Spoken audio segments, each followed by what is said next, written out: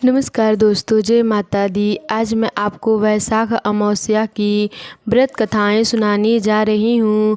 तो प्रेम से बोलिए विष्णु भगवान जी की जय।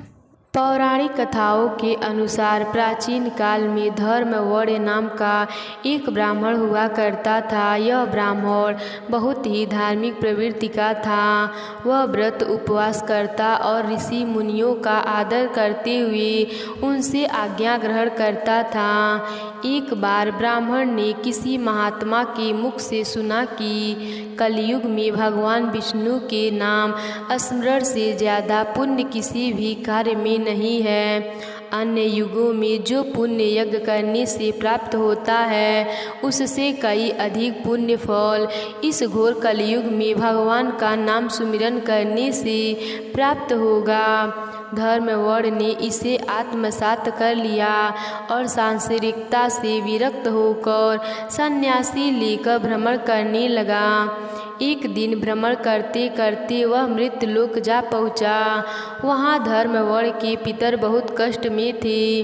पितरों ने उसे बताया कि उनकी ऐसी हालत धर्मव्रत के संन्यास के कारण हुई है, क्योंकि अब उनके लिए पिंडदान करने वाला कोई शेष नहीं है। यदि तुम वापस जाकर गृहस्थ जीवन की शुरुआत करो, संतान उत्पन्न करो तो हमें राहत मिल सकती है। साथ ही वैशाख अमावस्या के दिन विधि विधान से पिंडदान करें। धर्मव्रत ने उन्हें वचन दिया कि वह उनकी अपेक्षाओं को अवश्य पूर्ण करेंगे। इसके बाद धर्मव्रत अपने सांसारिक जीवन में वापस लौट आया और वैशाख अमावस्या पर विधि विधान से पिंडदान कर अपने पितरों को मुक्ति दिलाई। तो प्रेम से बोलिए विष्णु भगवान जी की जय। एक साहूकार के 7 बेटे 7 बहू और एक बेटी थी। साहूकार के घर एक जोगी भिक्षा मांगने आता था। जोगी को साहूकार की बहू भिक्षा देती थी तो वह ले लेता था, लेकिन जब बेटी देती थी तब वह भिक्षा नहीं लेता था और कहता था कि बेटी सुहागन तो है पर इसके बाद में सुहागन लिखा है। यह बात सुनकर बेटी को चिंता होने लगी और उसका शरीर कमज़ोर होने लगा। उसकी माँ ने पूछा कि बेटी तुम इन दिनों इतनी कमज़ोर दिखाई देती हो। तब उसने बताया कि एक जोगी भिक्षा मांगने आता है जो कहता है कि बेटी तो सुहागन है लेकिन इसके नसीब में दुख लिखा है। यह बात सुनकर उसकी माँ ने कहा कि कल मैं सुनूंगी। अगले दिन जब जोगी भिक्षा लेने आया तो उसकी माँ चुप कर बैठ गई। जब बेटी भिक्षा देने लगी तो जोगी ने वही बात फिर से बोली। इतनी बात सुनकर उसकी माँ बाहर निकल कर आई और बोली, एक तो हम तुम्हें भिक्षा देते हैं और तू ऊपर से हमें गाली देता है। तब जोगी बोला कि मैं गाली नहीं देता हूँ, जो सच है वही बोलता हूँ, जो इसके भाग में लिखा है वही कहता हूँ।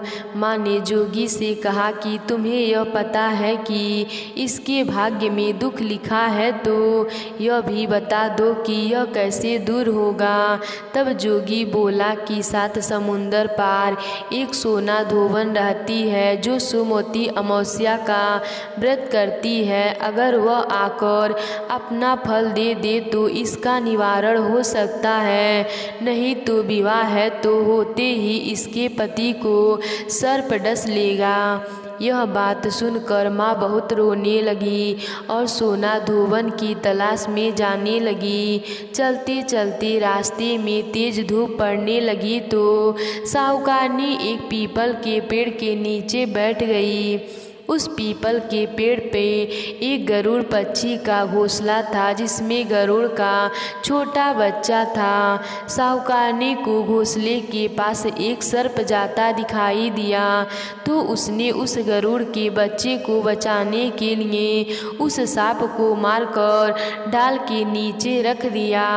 जब गरुड़ और पंखनी आए तो घोंसले के पास खून देखकर क्रोधित हो उठे और साहूकारनी को को चोंच से मारने लगे। तब साहूकारनी बोली कि मैंने तो तुम्हारे बच्चे की जान बचाई है, यह सर्प तुम्हारे बच्चे को डसने वाला था तो मैंने इसे मार कर गिरा दिया।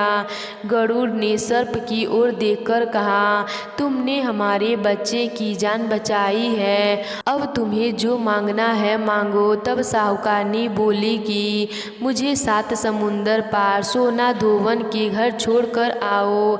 गरुड़ ने साहूकारनी को अपनी पीठ पर बैठाकर 7 समुंदर पार सोना धोवन के घर छोड़ आया।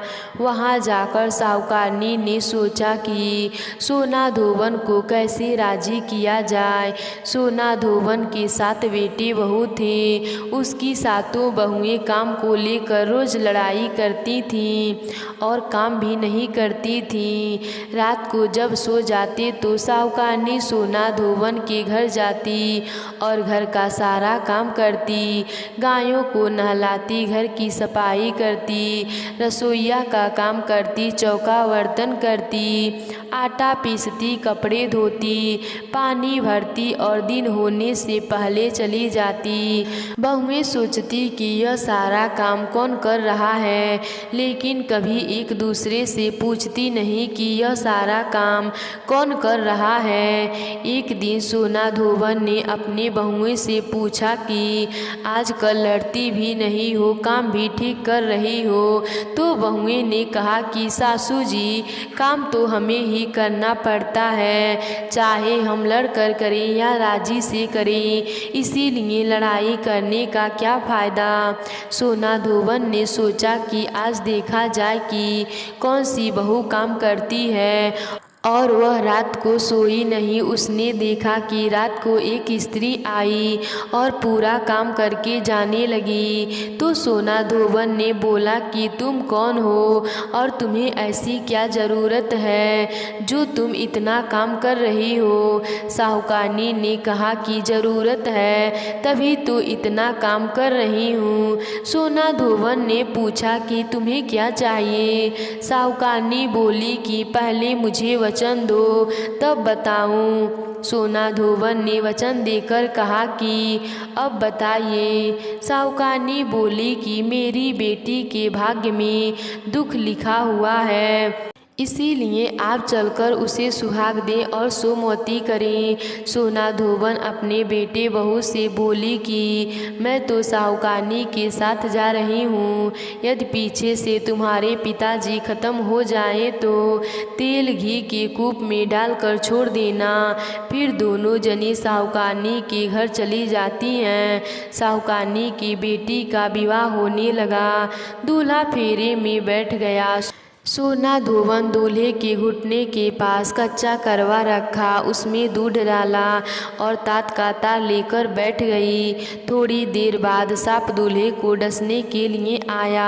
सोना धोवन ने करवा आगे रखा और तार से बांध लिया, लेकिन दूल्हा डर के मारे मर गया। तब सोना धोवन ने टीके में से रोली निकाली, मांग में से सिंदूर निकाला, कोया आँख में से काजल निकाला और मेहंदी निकाल कर छोटी उंगली से छींटे मारे और बोली कि आज दिन तक मैंने जितनी सोमवती अमावस्या करी उनका फल तो साहूकार के बेटी को लग जाए, और आगे जो मैं सोमवती अमावस्या करूं वह मेरे बेटे को लग जाए। इतना कहते ही दूल्हा जीवित हो गया और सब सोमवती की जय जयकार बोलने लगे। सोना धोवन वापस जाने लगी। तब साहूकारनी बोली कि तुमने मेरे जमाई को नया जीवन दान दिया है, इसीलिए कुछ भी मांगो। वह बोली कि मुझे तो कुछ नहीं चाहिए, सिर्फ एक हांडी दे दो।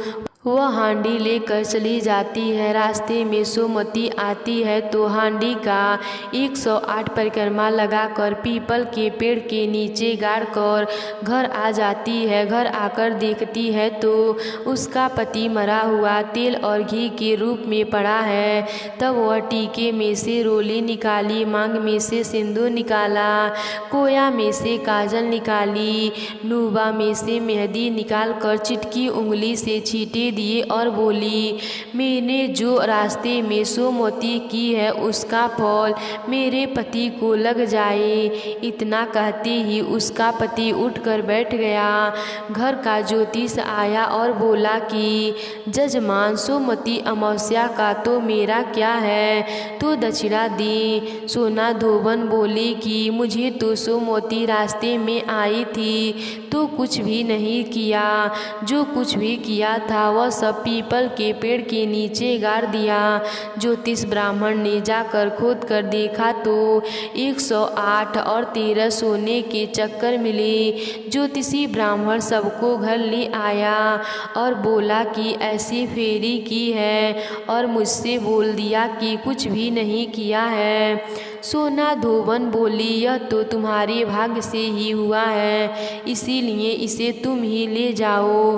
ब्राह्मण बोला कि मेरी तो इसमें चौथी पाती है, बाकी आपका मन हो उसे दे देना। सारी नगरी में बोल दिया गया कि सब सोमवती अमावस्या का व्रत कीजिए। हे सोमवती अमावस्या, जैसे साहूकार की बेटी को सुहाग दिया वैसे सबको देना।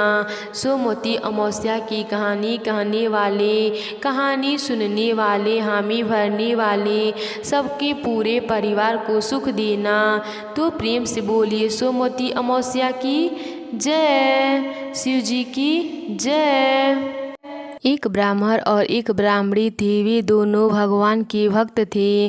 घर में सब कुछ था पर उनके कोई संतान नहीं होने से वे अति दुखी रहते थे।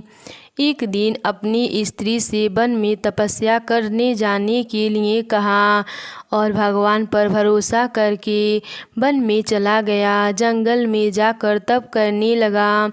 बहुत वर्ष बीत गए। उसको वैराग हुआ कि अब अपना जीवन समाप्त कर दूंगा। इस प्रकार सोचकर वह पेड़ की डाली पर फांसी का फंदा लगाकर मरने को तैयार हो गया। तब सुख अमावस्या प्रकट होकर बोली, देख ब्राह्मण, तुम्हारे 7 जन्म तो कोई संतान नहीं लिखी है, किंतु मैं तुम्हें 2 कन्या का वरदान देती हूँ।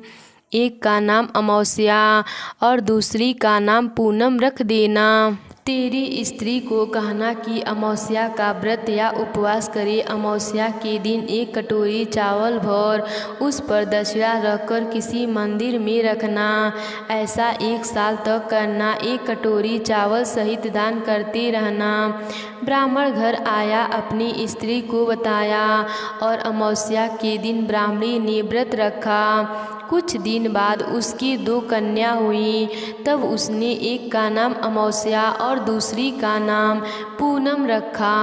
धीरे धीरे बड़ी होने पर उनका विवाह किया।